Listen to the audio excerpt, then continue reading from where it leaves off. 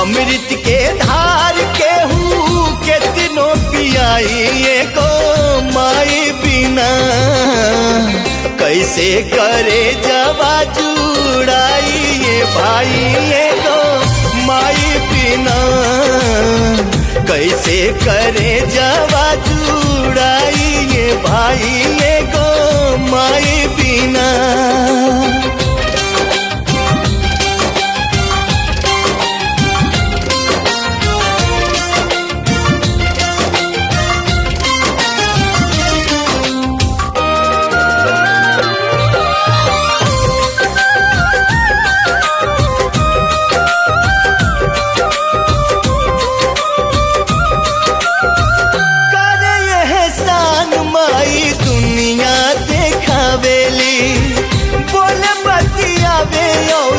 चले भी सी